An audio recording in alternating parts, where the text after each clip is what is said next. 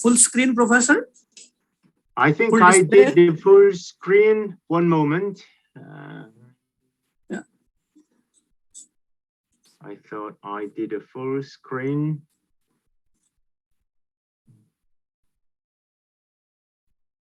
Right. Why it is not working? I think you choose the wrong screen to be shared, Prof. Is it? Okay, I think that should be the one. Is that correct one? Yeah. Yeah, right now it's okay. Yes. Okay, thank you very much indeed. To begin with, I would like to thank you to the Dr. Nam, Professor Nam, Professor Vidya, and the good introduction, Dr. Saifa, and the all the staff and colleagues of Erlanger University. I am very privileged and honored to participate in this program as a guest lecturer. I think this is my first time. I've done some over in the symposium, but participating as a guest lecturer, this is my first time. Thank you very much indeed. Most welcome, Professor. Thank you. Okay, I'll get back to my own business. The topics today I'm going to give you is equine nutrition. I was told now about an hour to give you a lecture. I hope that you understand me well. Yeah? Okay. Hopefully, hopefully we can understand you well. No. What I'm saying is the sound from this end. Yes, everything is okay. Okay, excellent. Right, as with lovely, beautiful introduction, my name is Eun Jung Kim, working in the Department of Animal Science at, there we are, Gyeongbuk National University. I'll move on quickly. Today, I will talk about equine nutrition, but topic is too broad to cover. So I will introduce some about my university that I work for. And then we move on to some basics. As a vet student, I'm sure that you are all aware and very familiar with basic digestive physiology of a horse, but we will touch that bit, and then we move on to feeding management. And then out of those feeding management, I will specifically focus on two to three topics depending on our time before I conclude today's lecture. Right, this is the overall, the image, actually the headquarters of my university. I'll give you just 1 minute introduction. And you travel, if you land in Seoul, then you travel via a flight for about an hour, by fast train, couple of hours, by bus, much longer. And the university is located in a metropolitan city called Daegu. So in the South Korean Peninsula, it's the southeast. The university is located. Again,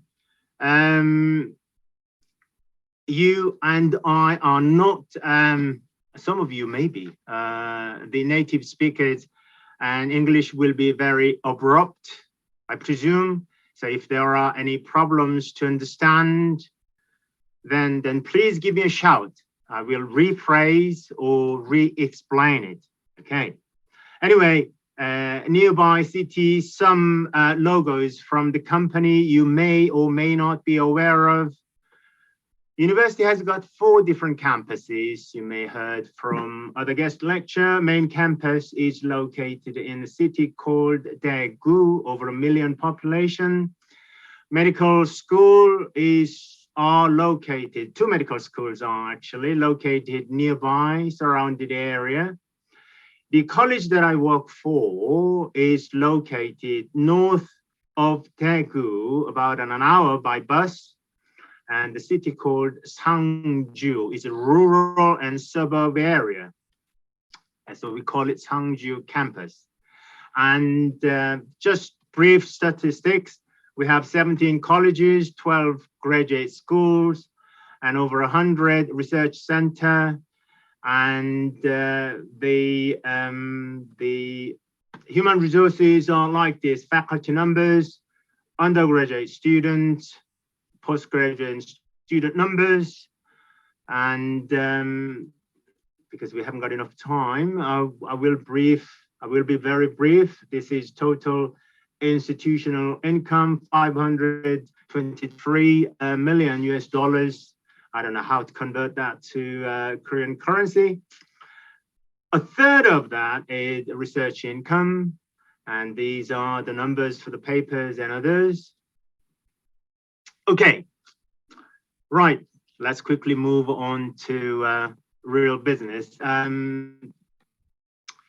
About myself, I have to confess, don't be disappointed. I have to confess that I am not equine specialist. So yes, again, don't be disappointed. My major is actually in ruminant nutrition.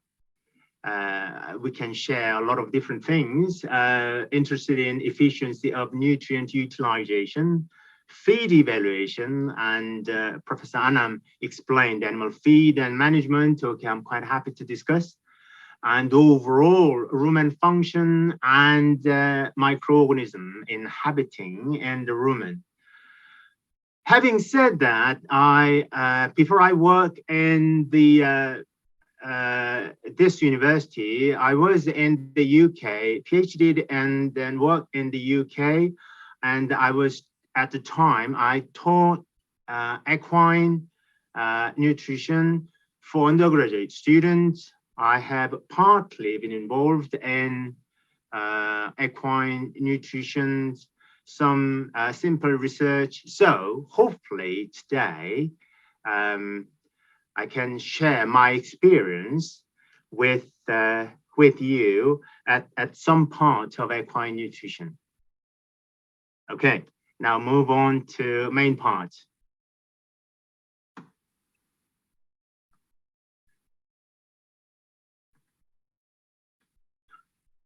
Right, some basics. I know you are all familiar with digestive or anatomy or physiology of animals as a vet student. Now you see these animals, and they all are herbivores. And every 4 years, the symposium called International Symposium on the Nutrition of Herbivores, every 4 years, like an Olympic, is held in different places. Next year, it's held in Brazil. So if we have a good opportunity and chance, then maybe meet there and discuss some interesting topics. Anyway, although they are all herbivores, as you know, that the equine or horse has very different the digestive system. If we separate them between foregut and the hindgut, as a monogastric animals, they have very unique and distinct digestive physiology. We will discuss some in very detail, particularly the cecum and colon are unique digestive compartment for the horse. As we see here, the size of the colon is in terms of length 10 to 12 feet, and roughly up to 80 quarts. Quarts here is equivalent to, if we convert that into liters, that's US unit, is 1 quart is roughly 0.95 liter. So if you just convert to a liter or a little less, then you will get the ballpark. And CECOM also provide or contribute substantially in the digestion of fiber or cellulose, hemicellulose. You have a small colon, and for defecation, rectum and anus. And we don't go to the detail of this all because you are all familiar with these digestive systems. Now moving on to the next one. But as a monogastric animal and as a herbivore, I found an interesting aspect, because unlike human, unlike other ruminants, they have unique compartments even in the stomach, where you see that the density are different, and the areas are clearly separated between upper and lower part, and they have a different pH. And lower part is obviously you have all the hydrochloric acid and other enzymes, so the pH is 1.1 to 2, whereas upper non-glandular or squamous area, you have no basically the secretions. So in case you mix with anything from there to upper area, it seems that horses are very sensitive to ulcers. I'm sure that as a vet student, you are aware of these parts. For me, as a nutritionist, feeding horse is an important aspect. In a normal cycle of food through stomach, the food will be introduced through esophagus. Then the forage will have surface bacteria. So with the pH around 6 to 7, you will have a bit of fermentation. Then those will be mixed up with gastric acid. Then because of the acid from the gastric juice, the pH will be dropped. Bacterial fermentation will be ceased. So fermentation will stop. And those chymes or the digester will be moved to a duodenum or for lower the digestive tract. Problem sometimes happens when you feed high dry matter content through stomach, which was highlighted here.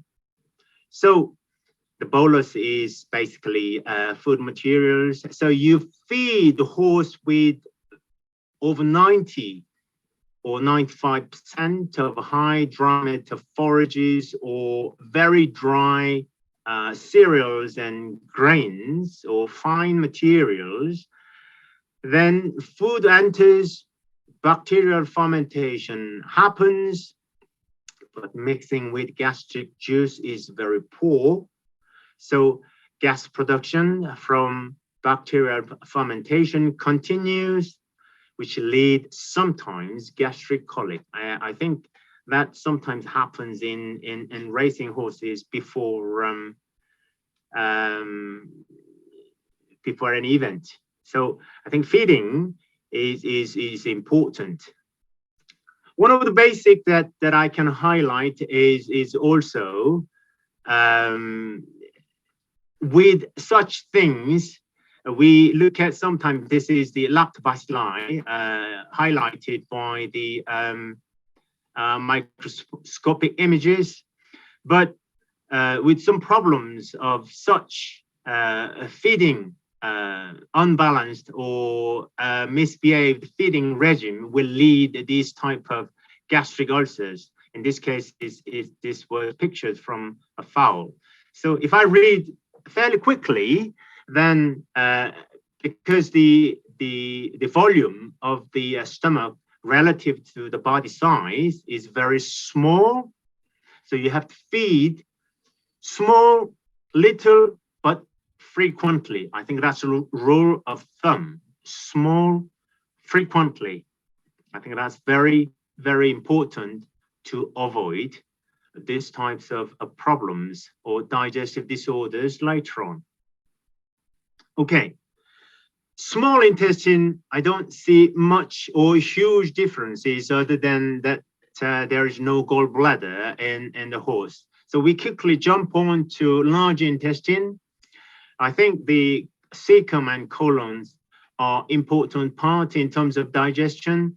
As you can see from this simple figure, the fiber content in a large intestine is much higher than other protein or soluble sugars.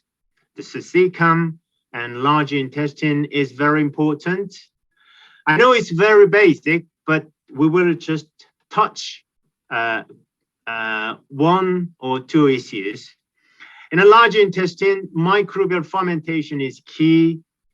That all fibrous materials, including cellulose, hemicellulose, and pectins, lignin is not going to be digested much, but microbial fermentation will occur with these microorganisms, including bacteria or archaea, protozoa, and anaerobic fungi. And pH is normally between 6 and 7, and they digest structural carbohydrate, synthesize amino acid, also synthesize water-soluble vitamins and vitamin K2. The images on the right-hand side is the microbiome of the horse from the native pasture is different from the ones that you feed the concentrate basis. I think Dr. Anam indicated high concentrate diet and its problems. Okay, now quickly move on. Some other basics. I'm sure that you are also aware that end product of the fermentation that lead to production of volatile fatty acid, including acetic, propionic, and butyric, and also it produces microbial protein. Whether it's used or utilized or not, it's different issues, and also some gases from the fermentation. And from this figure that you see, excuse me, that you have cecum, ventral colon, and dorsal colon, you have large production of VFAs per 100 gram of dry matter. So VFA production from cecum and colon are important, and they will be absorbed and converted for the need of the equines. Okay.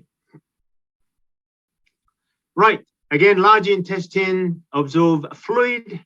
With fluid, you have some electrolyte, and others will be absorbed. I highlighted some here. I give you some image of the feces, whether it's normal or diarrhea, constipated, wormy ones. Deworming is very important, I've heard. When I do or start experiment, the deworming process is always or should be followed by, okay? So digestion and the large intestine, quickly move on because I have several slides to be shared. If No first problem. slide, Sorry, Professor. No problem. You have 2 hours and you can take your time. oh, okay, Yeah. great, Yeah. Thank you. thank you. Some issues that we can think about is this non-structural carbohydrate. I often see that this kind of terminology are not well aware to the vet or the doctors in the veterinary department. The terminology is not that brilliant, to be honest. It's a non-structural carbohydrate. Basically, it's the sugars and starch. And so it's a cell content. But if you feed a horse with large quantity of grains, or if you graze them in fresh forage or fresh pasture, such as in the UK or southern France or New Zealand, then large amount of sugar will be flown or delivered to the hindgut, let's say large intestine, and that's not good because it will produce, because of the overproduction of gas and lactic acid, and that will lead some level of discomfort to the horse, colic, sometimes laminitis because of the lactic acid, and endotoxin will be produced, so enterotoxemia will occur. So this all related to the feeding regime or feeding management of the horse. So we have to think, oh, how you're going to feed the horse, for instance. So to avoid such environment, we have to think about some issues. So let's move on. So how then we feed the horse? This is very general, not maybe academic levels, but let's think about, you have several horses in your garden, okay? Very posh looking them. It's lovely, nice. Whenever the weather is brilliant, you ride them, wander around. Our idea is fantastic, but how are you going to feed them? I think that's the question. So factors that affect nutritional requirements. So you have to think about these factors: age, growth. So the age I mentioned here is quite different from the industrial animals, like animals that we normally see for economical use. Quite different. 4-year-old, 5-year-old occur, whereas in an industry, cows, cattle, or poultry, you don't see ages in that level. So age or stage of growth, or whether it's cold-blooded or warm-blooded or hot-blooded, so size is a matter for nutrient requirements. I'm sure you agree with me. And at the same time, whether horse to dressage, equestrian, or just level of small work in a day, 1 to 2 hours, or 100 kilometers endurance running, these types of workload type, or whether if it is cold-blooded or draft work, pulling cannons, carriages, or big load of work will be different in terms of nutrient requirement. Of course, health, temperament. See, it seems that horses are very, very sensitive, sometimes very aggressive, but you have to be very careful, of course. With over 500 kilo of horse, you get easily injured. And also house and physiological status, like such as pregnancy and lactation, and also whether it's in summer or winter, all these factors are or should be considered when you feed them, when you feed horses. Golden rules I highlighted here. Firstly, feed little amount and often. Feed little amount, then how little? Yes, normally less than 1% of body weight should be fed in a day, and over 2 to 3 times during the day. So it should be the animals should be fed very little and very often. And another point that I would love to highlight is at least 40% of the diet should be forages. Please remember they are herbivores. I know oat, corn or maize or barley are all plants, but they are concentrate.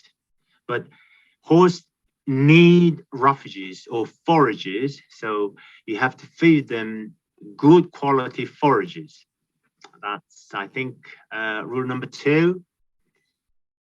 And the third one, I should say that when you change the feed or when you introduce new feed, then you should that gradually, let's say 10% introduction, 20% introduction, then over a long period of time.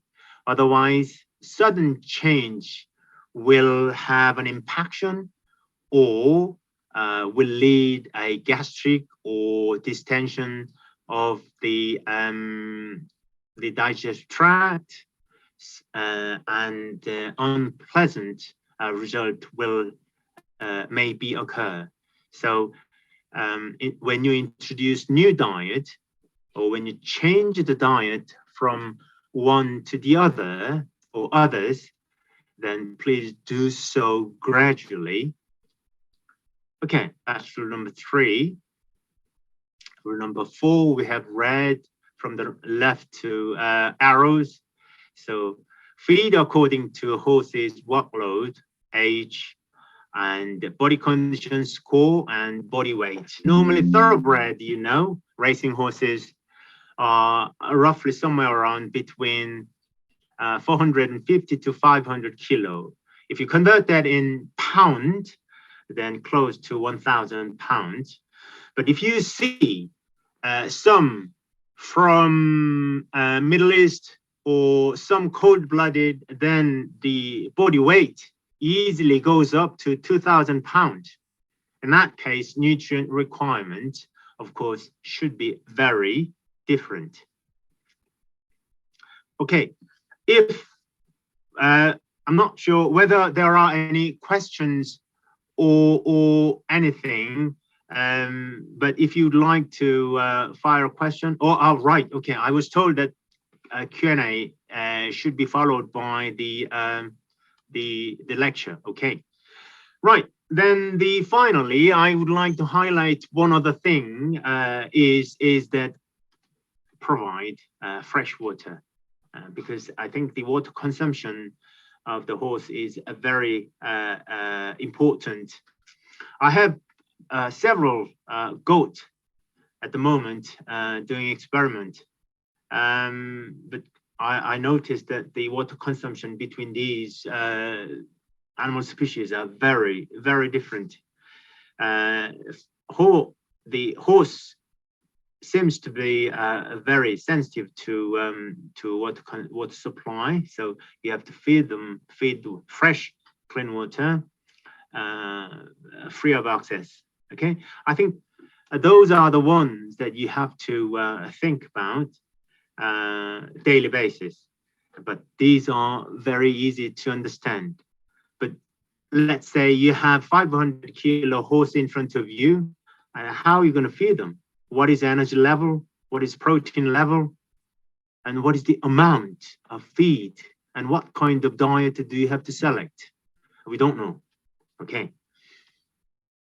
To help with such, we have currently different system. I'll spend some time here. For instance, in the United States, the book called Nutrient Requirements of Horses. Last time it's published back in 2007. And this book is published or updated by National Research Council of the United States. I think since then, since 2007, it wasn't updated. But like other animals, it suggests almost every aspect of the nutrient requirements for horse and other equid, and it'll be very useful. One that they suggest is you use digestible energy system. So hopefully you are familiar with digestible energy. Basically, every feed or feed additives or any materials in nature contain energy. Basically, if you burn them, they produce energy, right? Okay. So that's what we call gross energy. It's GE, for example. Yeah, I'm sure that you know all that. Okay, that's GE, gross energy. But if you feed a certain diet to an animal, let's say thoroughbred, then some are digested and the rest will be defecated or in the form of feces as out of body. And feces has got some energies as well. So if you look at the energy, or if you determine the energy defecated or excreted in the form of feces, if you remove them, then you can get digestible energy, right? So the United States, they use digestible energy system. And this is the example. Let's say you have 500 kilo thoroughbred, or let's say you have in Java Island, you have lovely, beautiful features of ponies. Then with that ponies, you have light work. The description of light work here is recreational, show horses. The heartbeat is merely like that. Then you have a body weight times 0.0333 times 1.20. With this equation, you have digestible energy amount and you feed them. So basically it's linked to body weight of your animal. Closely, further your horse or pony do moderate heavy or very heavy work, for instance, racing, and racing depending on 1.2 kilometers, 1.7 kilometers, producing lactate instantly, or 100 kilometers over 3 days endurance. This type of work is quite heavy or very heavy work. Then relative to body weight times to 1.9 or 1.6 with this figure, then you will be estimating digestible energy intake. Then you know from some nutritional table books, you will be able to estimate. It's a very simple mathematics, calculating digestible energy intake. And you feed corn, barley, oat, and then you have soya and other forages and hay. You can easily calculate the intake for your animal, for your horse. Okay, that's basically the system of the NRC back in 2007. Okay, now in the European country, they have a different system. And then they use net energy system here. They use net energy system. I explained in a minute ago, you have GE, gross energy intake, Then from here, you have fecal energy, like that. I'm sorry, I'm using mouse.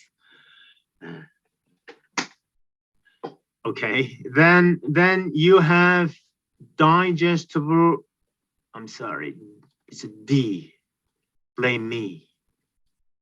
This is a digestible energy, okay. No Right. problem. Okay. And then from digestible energy, some nutrients are absorbed through the liver, through the kidney, and then some comes out in the form of urine, but urine has got an energy there, so it's a urinary energy, and the gas energy. So all the nutrients are utilized, okay? Then any leftover here is called metabolizable energy. Metabolizable energy, right.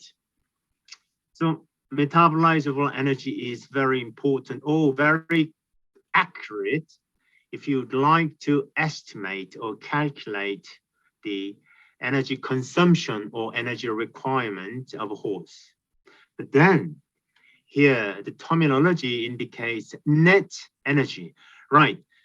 Like human, all mammals, if you consume a diet, if you consume food, feed, anything, that during metabolism, you will have heat productions, okay, in the form of a heat.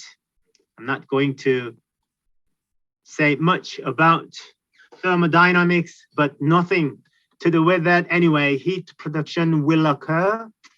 So if you remove that heat increment or heat production, anything that you use is called net energy. Okay, so this is net energy. So you need an energy while you're sleeping, for instance. Your heart, your brain, your lungs will need an energy to use a muscle. So basically you use that, and NE is further separated, net energy for maintenance, okay? So again, during your sleep, you need an energy. And then for growth, let's say during puberty, active growth occurs. So net energy growth is again need from the maintenance.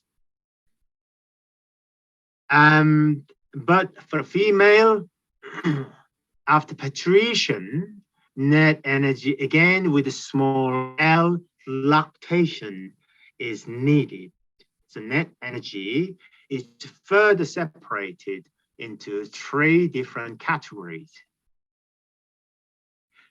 Okay, I'm sorry, excuse me.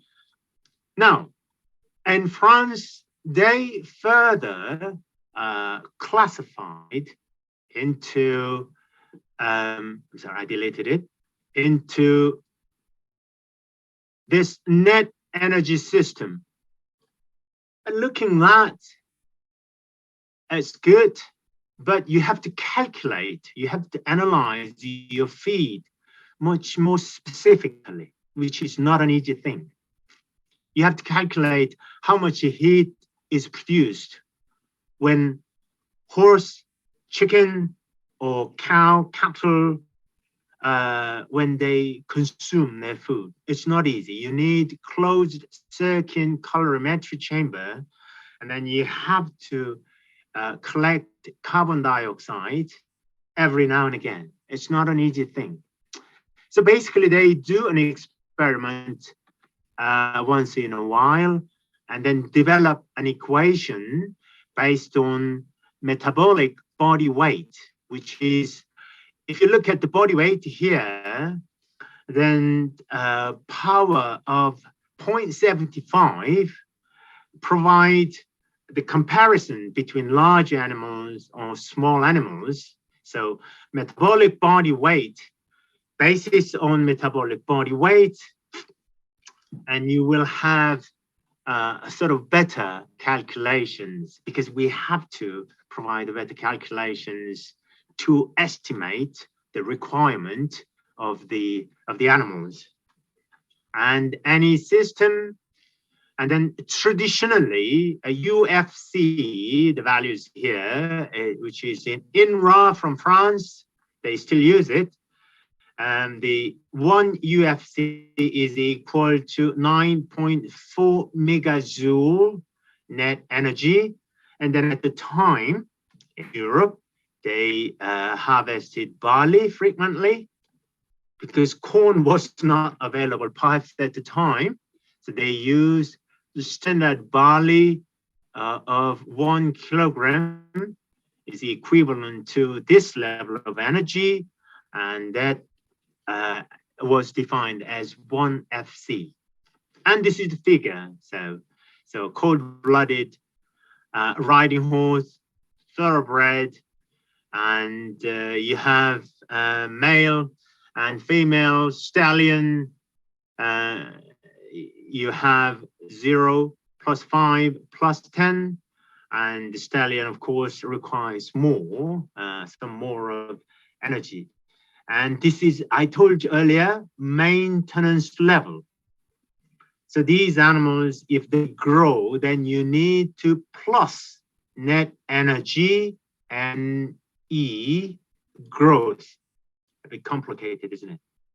But using this method, you can estimate the nutrient or energy requirement of a horse a bit more accurately. But I think that's the system. So I provided 2 different systems worldwide. Well, Japanese has their own system. I don't think, in my opinion, in South Korea, we don't have any systems yet. We just follow these systems and adapt to our own system. Slightly values changes, equation slightly changes, but we use these feed tables and allowances. Okay, I hope they are okay. Now, I told you from the title some thoughts. Okay, you learn digestive physiology. We discussed, okay, feedings. Some thoughts some issues to think about. But for the next, let's say, hour or so, I would like to discuss some that I have experienced with, and 3 topics I will discuss. So some thoughts for feeding horse. I highlighted 3. Excuse me. 1, obviously, is forage, because they are herbivores. Secondly, we discussed fermentation in the large intestine. So we have looked at microorganism in the gut, well, a tiny bit. It's difficult for me to cover every aspect of horse, even in the nutritional area. And finally, I have been involved a bit with my colleague recently about oil and animals' behavior, and that was interesting. So I would like to share my experience with you. Right, as you see the images from here, I believe that in Indonesia, weather is all year round quite warm, pleasant, and good heat. So I'm sure that you can produce large quantity of large amount of forages. You see how greener they are. Obviously, the colors here, they are very different. Yeah. Simply because of the leafy part of the forages are different, but also chloroplast and chlorophyll of the plant, which contain large amount of crude protein, is different. They have different levels of chloroplast. So, but if you decide to feed either that or that, your calculation should be different. So I highlighted here, quality of forage is extremely, I say extremely important. What to feed? What are you going to feed your forages? So I will focus with my experience in Korea, and simply two. Okay, in South Korea, if you are the owner of the horse, whether it's racing or leisure, either you feed alfalfa or lucerne, if you would like to call it. Okay, lucerne is okay, or timothy. They are known to be high energy density, good, well digested. Crude protein, because this is a legume, okay? This is a legume, crude protein up to 25%. Good source of vitamin A and C. The ratio of calcium and phosphorus is good. Then, yes, animal love them. You have to feed, actually, with a limit amount, because every horse I found, they love them. And you can mix them, actually. Yeah, ratio is normally 1:1. Unfortunately, all of them are imported. Yeah, we import that from Canada or northern part of the United States. So every year, over 1 million tons of the forage are imported. Not just alfalfa, not just timothy, but large quantity of this forage. No, we are not saying the corn or grains. We import forages for our animals, and they have to be good quality. Right, that's interesting bit.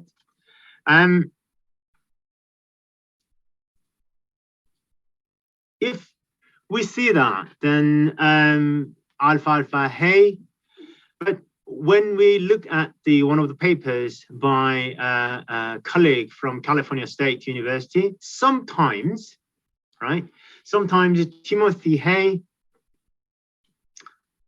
oats are the best feed because alfalfa has got some problems here. Alfalfa hay, but trust me, all horse owners love alfalfa because their horse love them. Too much energy, too much protein, too much calcium and magnesium. And as a vet student or as a future veterinary surgeon or scientist, you're familiar with the anthrolith. You have stones from your large intestine, yeah, or from the small colons, more specifically. So if you found them from your horse, the only way I was told that to remove them is surgery. There is no other way.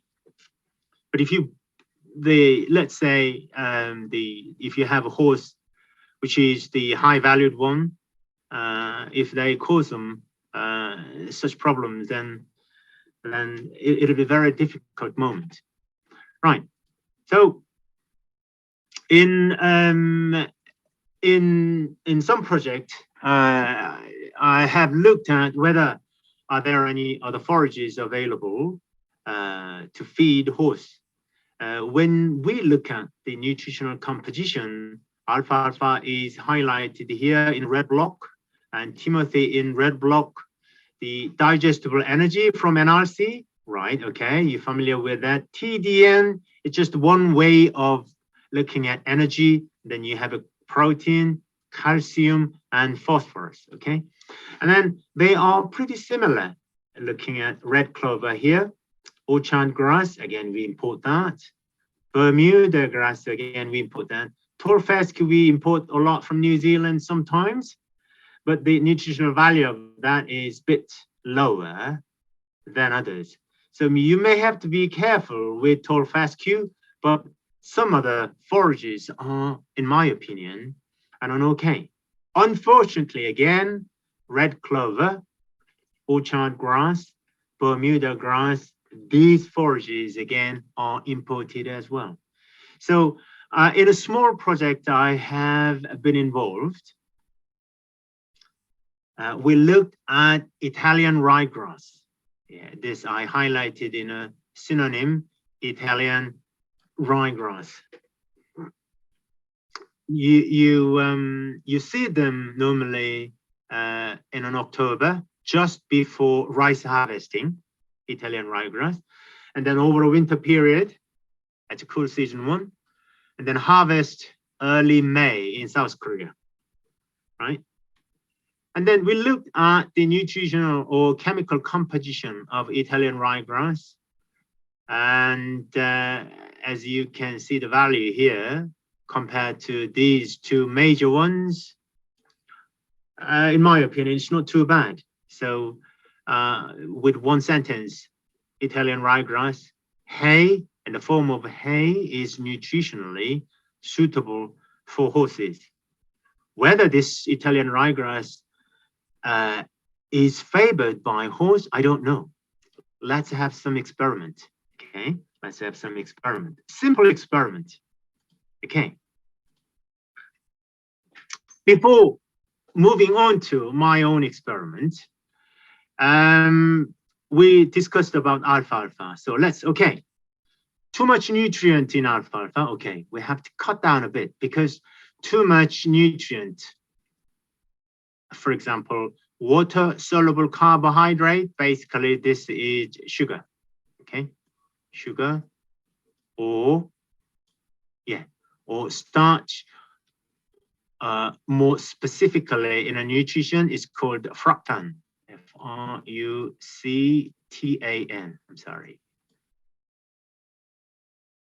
Okay, it's called fructan.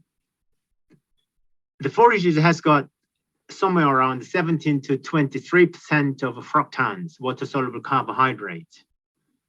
As a good source, you feed like corn or barley, good source. But too much is always a problem because too much fructan goes into large intestine will lead a disaster to horse. Okay, right. So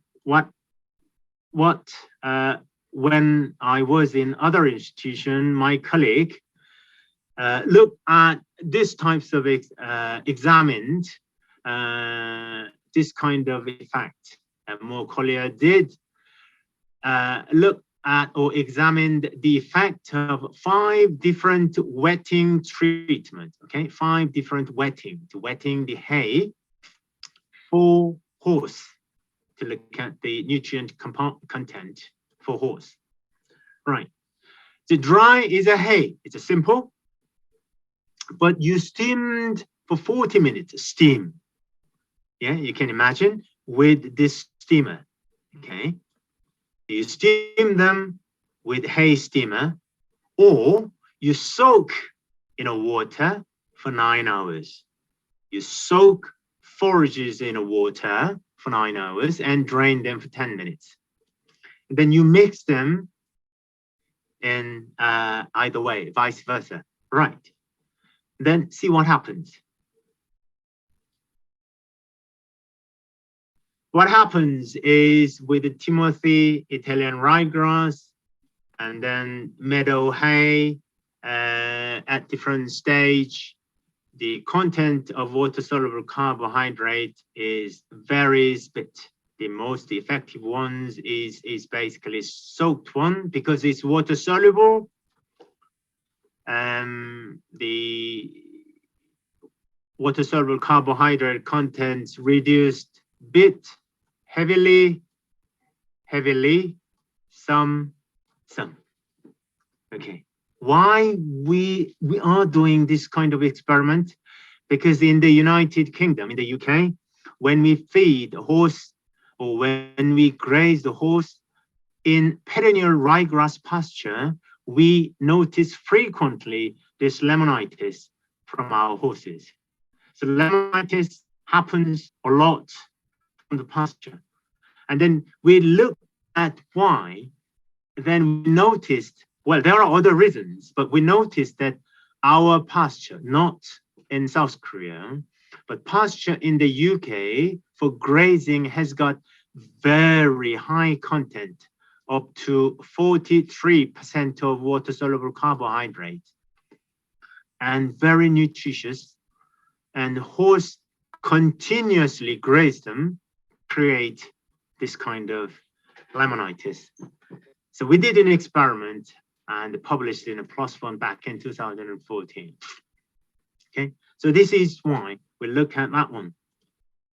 Okay, now quickly move on to other issues. I told you that we need to do a little bit of experiment comparing Timothy and Italian ryegrass for the South Korean conditions for preferences.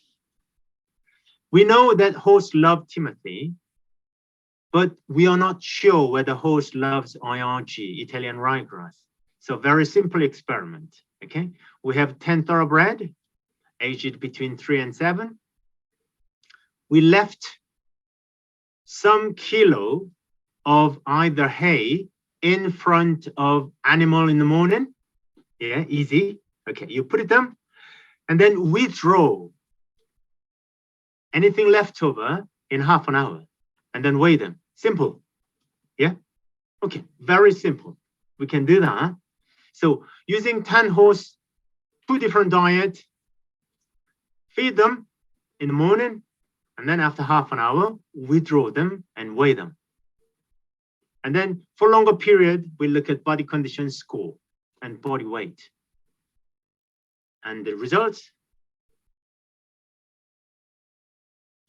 yes, this is the result. The black bar is Timothy. IRG is the white one, the open ones, right? Residuals is IRG is residual is more basically. So I think they seem to love Timothy more. So they love Timothy. That gives us a question. What sort of factors, the horse goes to Timothy first? Are they not familiar with the Italian ryegrass because they've never seen them? Or is there any factors that avoid the Italian ryegrass? Or during harvest, are there any problem? That sort of questions should be met. Interestingly, first choice was slightly different. Yeah, first choice. The Timothy on day 1 was 30%, whereas IRG Italian ryegrass was 70. Oh, this is a new one. But then over 4 days, this is rubbish. So I don't want to go to IRG. We want to go to Timothy. So the pattern be changed. The animal behavior, depending on the forages, seems to be changed. And the other results, we have a body condition score between 2 forages between day 0 and day 30, looking at this rib cage area, which is not very different. Again, body weight differences between day 0 and day 30 was not that different. But food or feed preferences between 2 forages was somewhat different. So later on, we discussed that with plant breeders. I'm sure you have all discussed this with other agricultural sector or animal sectors. So we discussed this with the Italian ryegrass breeders and any particular aldehyde or alkanes or alcohols from forages, whether animals are not happy with those. We discussed that, and probably in a future project, we can have a look. Sometimes farmers growing cattle, large farmers, they have TMR. Some of you are aware of total mixed ration, I believe. But then with a horse, it's not a good idea. With TMR may be okay if it is clean enough, but when I look at this big bay silage, right? This is big bay silage. When I open them, I found a lot of mold here.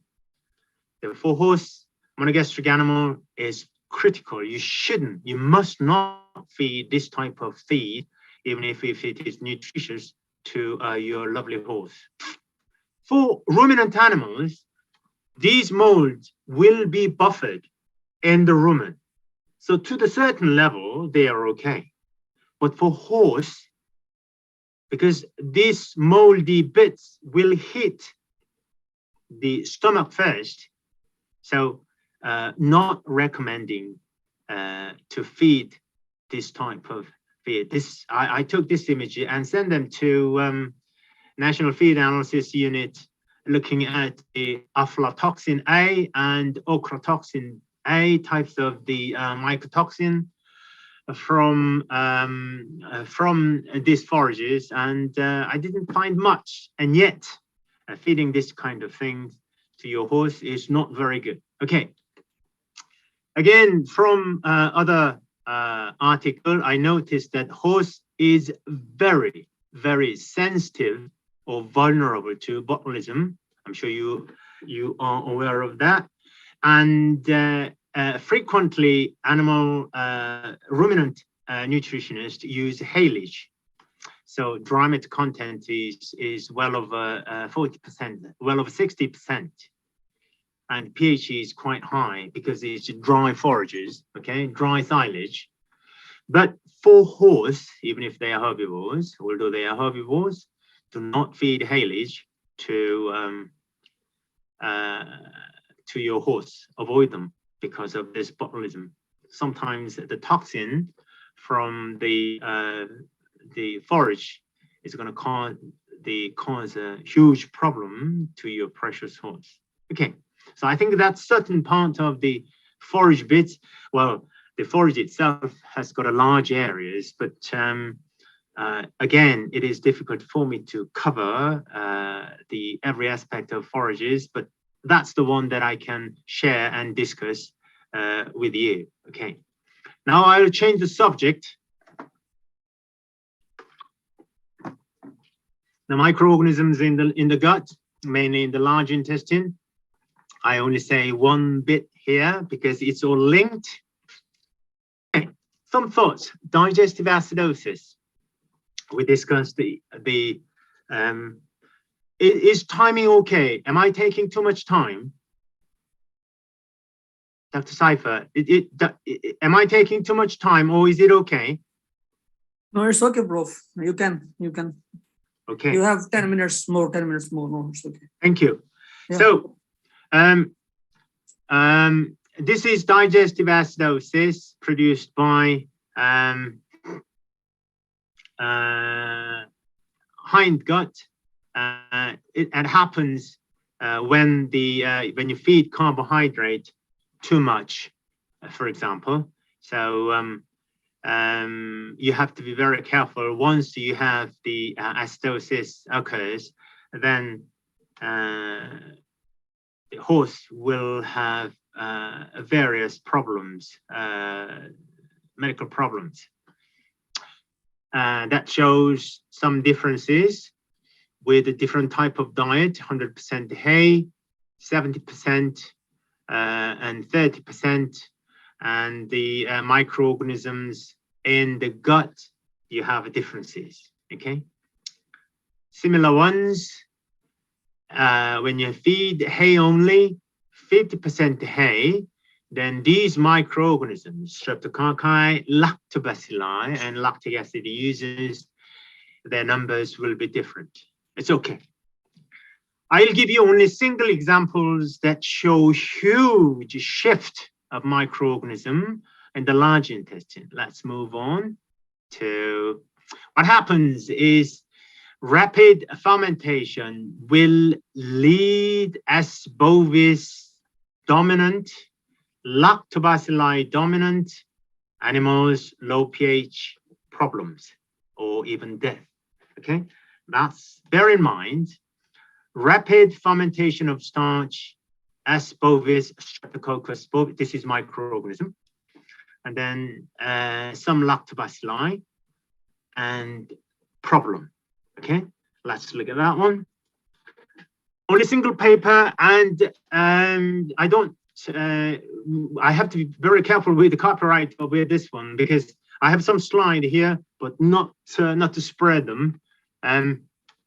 Okay, this is published back in Environmental 2007 in Environmental Microbiology. Colleagues from Australia, they feed fructooligosaccharides. I'm sure that animal nutrition will teach you fructooligosaccharides, and this is trademark lactulose. So basically, this is not going to be digested in the small intestine, only digested by microorganism in the large intestine, in the cecum by bacteria. Okay, so if there is a certain bacteria in the large intestine favoring this nutrition, teaching nutrients, the bacteria will rise, the numbers will rise rapidly. That's an idea. Okay, right, we feed them, and then we use a molecular biology technique called FISH. Okay, a fluorescence in situ hybridization, FISH. So what it does is you highlight certain fragment here, you highlight certain fragment of bacteria, and then later on, if those bacteria is dominant, then you will see the changes. Okay, you will see some, it will basically, fluorescence will give you some differences. Okay, right. Highlight that one, and this is the cecal cannula for thoroughbred, I think. Cecal cannula with surgical treatment. Then you feed a fructooligosaccharides orally. You feed orally. Then over time, you will be able to collect the samples from there. Okay, open this bung, and then you collect the samples, and then see the changes of microorganism. Okay, first of all, we look at the pH. Can you see the huge drop of pH? And then you stop the oral dose, and then back to pH. It's very obvious. And then what happens here in terms of microorganism, we will have a look. This is the samples from animal number 4. Bacteria other than, let's say, Asbovis, Equinus, Lactobacilli, dominant, the green ones. Okay, it's beautiful picture, whatever it is, I don't know. It's lovely symbiosis of microorganism, consortium of microorganism. Okay, and they are fiber degraded bacteria. Excuse me. But then you feed fructooligosaccharides orally, and you see the change. This is time 0, and then you feed them. All of a sudden, okay, the numbers of Asbovis and Streptococcus equinus to start to proliferate. Okay, with fructooligosaccharides, numbers increasing. So highlighted in red here, that one, these numbers increasing at 2 hours. This is animal out of 6 animals. I think the animal number 4 increasing rapidly. Yeah, from the sampling. So at 2 hours, open the bung and we collect the samples. Now, continuously, I move on quickly. That's at 4 hours, more dominant. Okay, so the population of Asbovis, S. equinus increased rapidly, and their doubling time is shown. So the numbers increasing, and fish highlight actually what they are, right? Techniques. And then at 6 hours changes. Okay, we collect the samples. Small samples is okay for molecular techniques, molecular biology technique, small amount. That doesn't harm the host, even through the cecal cannula. Okay, so again, red color shows all this Streptococcus species around. But you can see coming back some, these bacteria. Wow, at 8 hours, I will move on. At 12 hours, now, after 12 hours, some changes, you can see greener bacteria coming back to this level at 16 hours. It's from same animals. It's from same animal. The oral dose finished. The fructooligosaccharide moved on, and the bacteria again start to appear dominating and the red ones is about start to disappear. That's 16 hours, okay? And then 20 hours is more harmonized. 24 hours back to the original status. So this is the message, the very simple message with the difficult, complicated molecular biology technique called FISH. We were able to pinpoint the bacterial shift from one to the other, depending on the specific nutrient in the large intestine of a horse. Okay, some examples.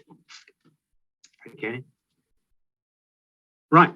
If you allow me to, let's say 2 minutes, then I'll.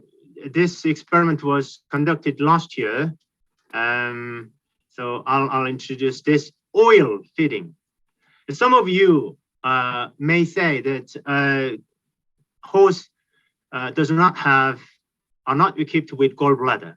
Yes, that's true. But the liver continuously produces the bile salts, so degradation of oil didn't seem to be a problem.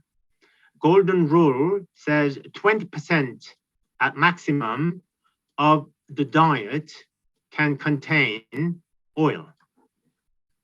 What it happens is that this oil seems to have some good things to a horse.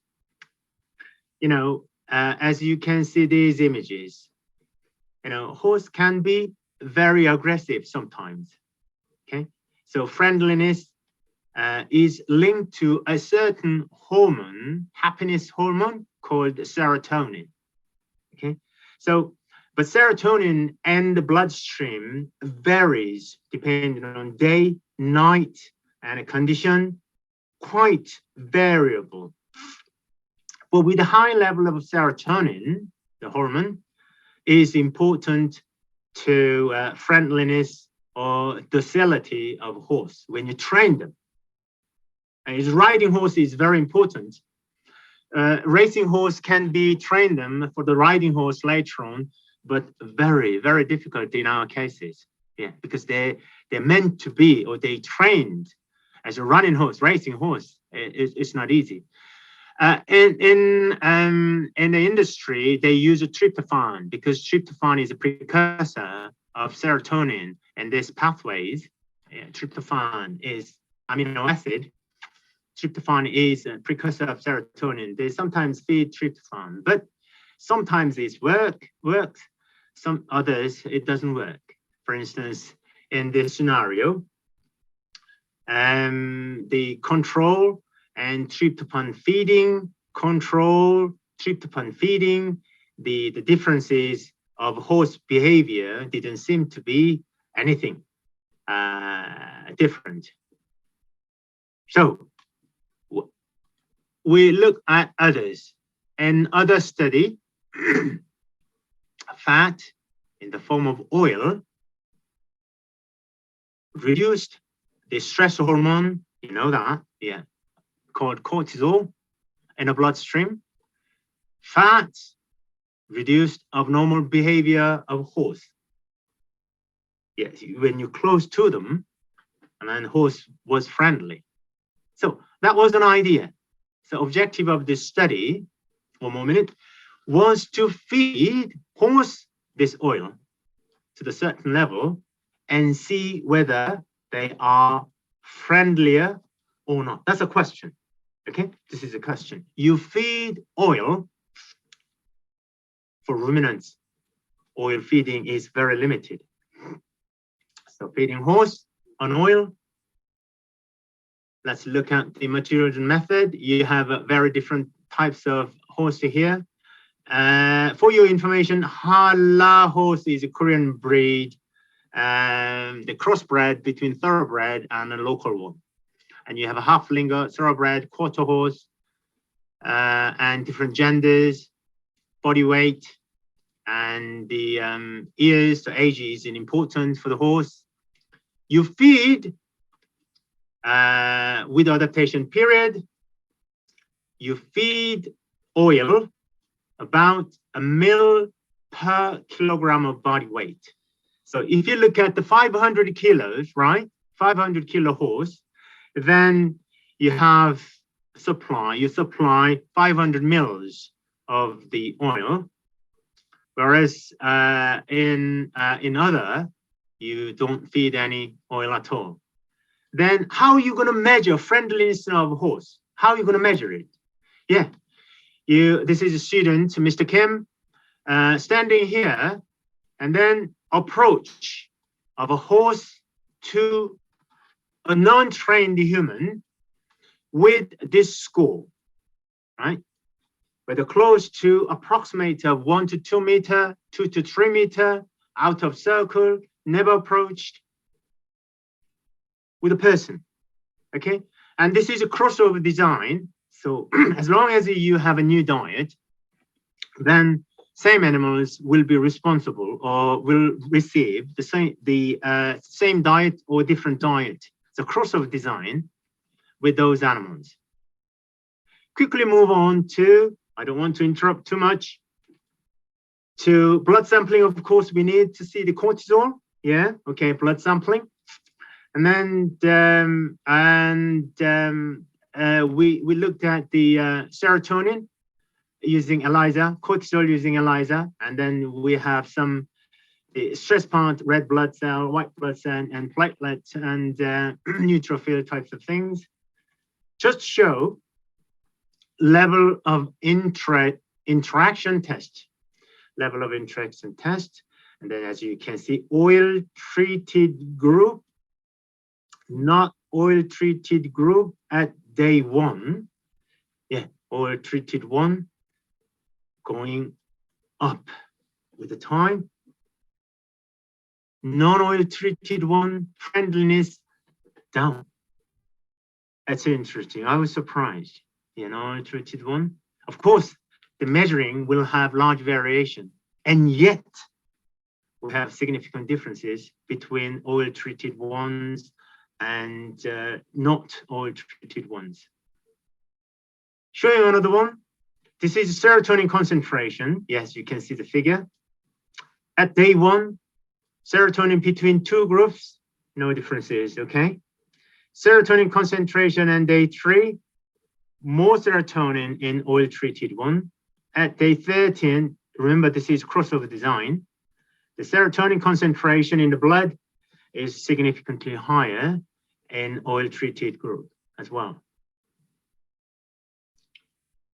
Another one is cortisol concentration. This should be the other way around, okay? Cortisol concentration in non-oil, yeah, they're trained, they're not trained, is much higher than oil-treated ones as well.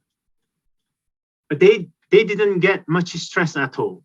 And yet the cortisol levels in the bloodstream seems to be different between 2 treatments.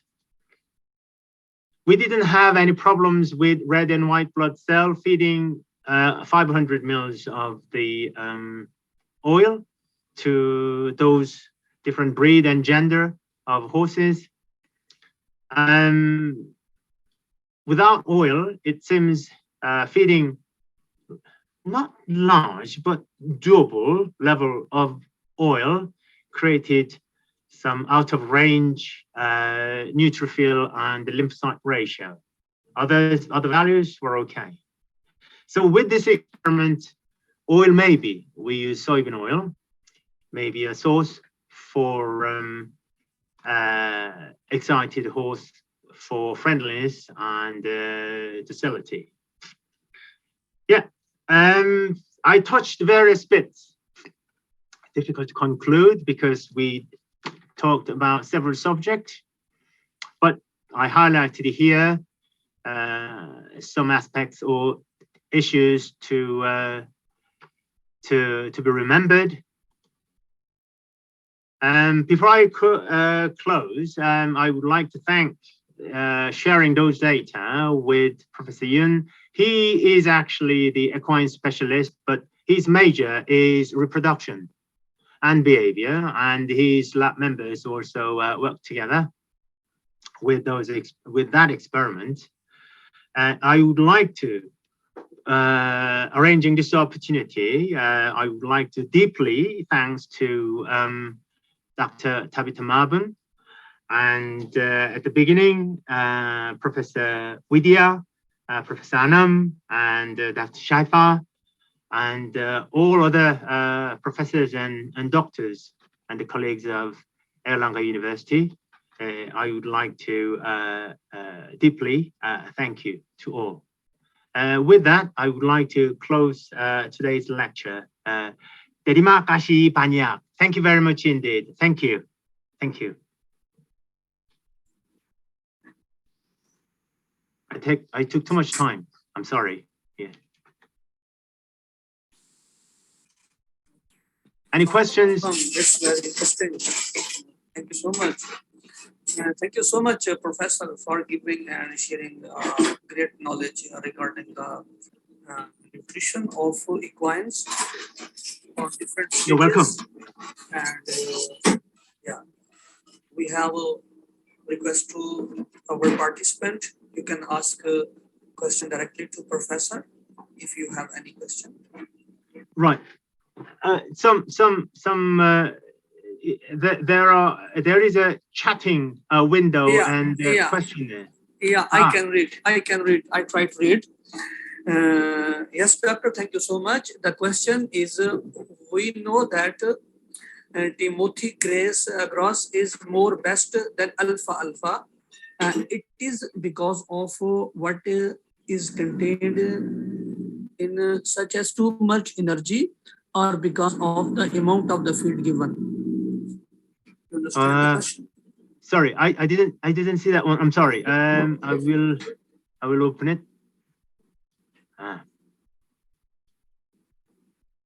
Okay, I will open that. I didn't see that, but I'm sorry. Yeah, I share. Dr. Shaifa, the question was, right. Yeah. Right now you can see.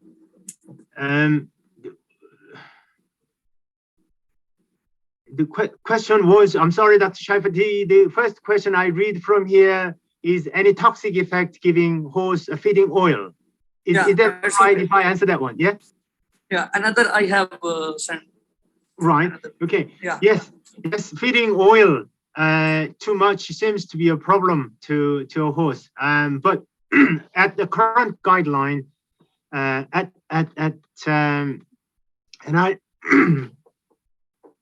pardon me, current guideline suggests that up to 20% of oil maximum seems to be okay for a mature horse. I was quite against with that one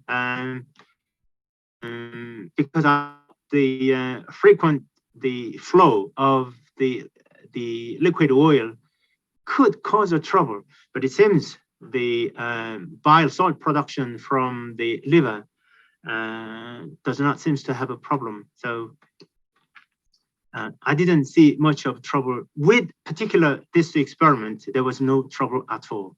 And we see that to the horse farmers, we encourage them to feed at a certain level of oil. Is that okay?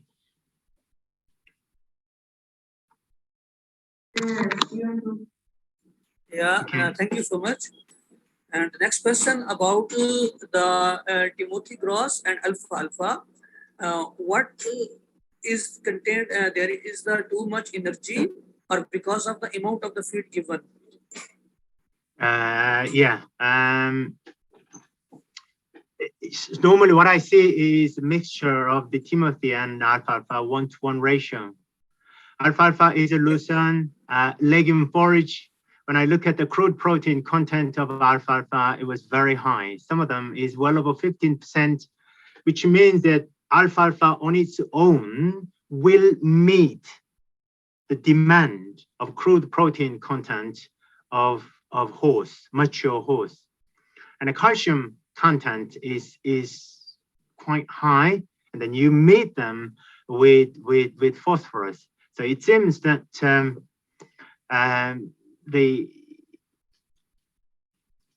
Oh, you said Timothy grass is more best. No, in a way, because the alfalfa is too nutritious. But Timothy at different maturity, the crude protein content could be compromised. So in many practices, you mix them. Thank Okay. you so much. Yeah, another question from the participant. I would like to ask Professor, does nutritional mismanagement can decrease the gut mortality? Seems to think like that.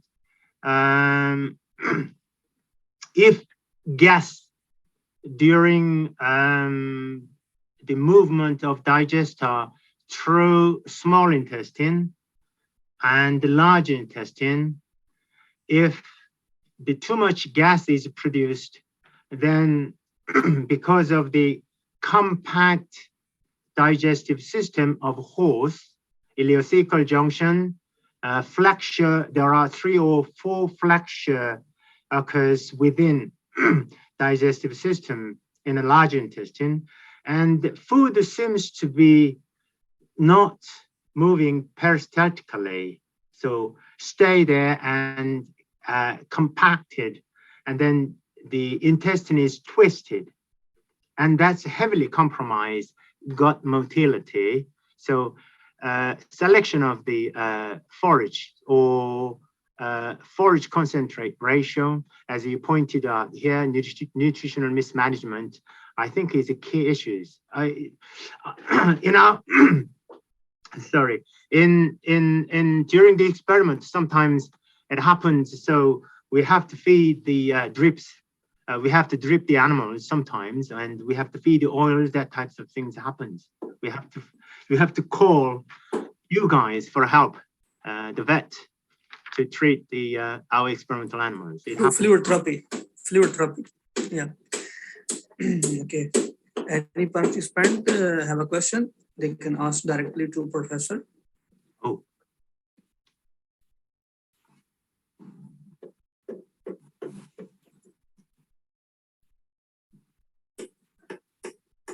Yeah, I have got another question. Yeah, thank you for the lecture. My question is whether soaking the grain before giving it to horse is better for digestion. Yes. That's debatable. Some people say you have to soak the grain. Others saying you don't have to. That's only depending on the moisture content of the grain. Yeah. Sometimes I see that the newly harvested corn or maize is okay, but very dry corn or grain, if you feed them, unprocessed ones, then you may have to call dentist for your horse. So frequently the damaged the teeth you will be able to find. So if I feed beet pulp, for example, then I add a bit of water before I feed them. Yeah, depending on the condition of the grain. Not 100% though. Okay, still debatable. Yeah. Yeah, it's okay. Yeah, Professor, I have some question. Yes, please. Yeah, it's different from my expertise, but I have some question regarding the colic. As the colic is important, I say cause disturbance in the equine. Yeah. What are the important risk factors we can control to prevent the colic in the horses? Colic happens a lot here because we feed, for racing horse, we feed large quantity of grains. Even on the night before the racing, sometimes we feed the horse. We feed the horse a large quantity of grain, but then next day they have a colic and they even try to start. They even participate. They cannot participate even racing. That happens. All I say is good quality forage is an answer. To minimize colic, good good quality forage. I think that's so sometimes we back to basic. I think that's an answer. No, I want to know how we can categorize, like if we have prevent the infectious diseases from uh, transmission from avian influenza. For this, we can take the these mean presence of ducks or presence of any other things in the stalls, or maybe there is a contamination of the water or the important risk factors that can transmit and that increase the chances of the disease to the poultry. I So agree. yeah, yeah. So Differentiate. how you can categorize the important factors we can control to prevent the colic from within the horses? How can within the field, how we can categorize and we can prescribe the farmer to prevent these things? You can prevent your horse from the colic. Water supply is clean enough. Normal farming situations, are there clean water supply available, or is it always the stream, or is it mixed with our other animals, or is it some mixed environment with our other animals? Or I think in that case, yeah, I see the problems. All I can suggest is clean water supply, as a textbook says, but our animals are in a store, and we there is individual water cups, and reasonably clean water supply happens. But in the farm, of course, that doesn't happen. Thank you so much. Yeah, maybe Prof. Vidya have a question. Prof, you can ask question directly to a professor. Okay. Thank you, Dr. Saifur. Good morning, Prof. Un. Good morning.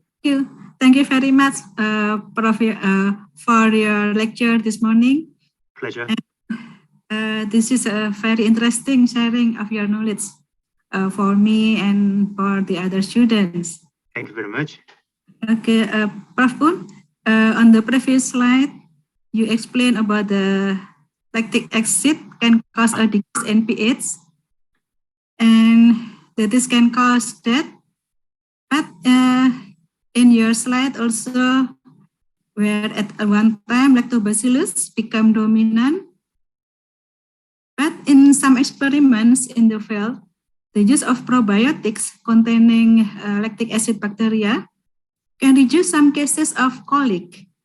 Maybe you can explain about that relation, Prof. Un. Thank you. Yes, I can understand Professor Vidya's question. I think it's a numbers problem. The probiotics that we use, yeast, bacillus, lactobacilli, we use certain strains. We use a lot for feeding horse. S. bovis has got Streptococcus bovis seems to have two different aspects. It can be used as a probiotics, but in a minimal way. I think S. bovis has got, if I understand it correctly from Jim Russell, S. bovis has proton pumping ability in an environment where pH is very low. So at a certain border of pH, the S. bovis, the numbers increase rapidly, and that will lead only certain species of lactic acid bacteria survive and produce more lactic acid and create colic environment. But the strains that we use for probiotics is known to be somewhat different, although they produce lactic, but there are some species like Megasphaera types of things use lactic acid as well. So I think nowadays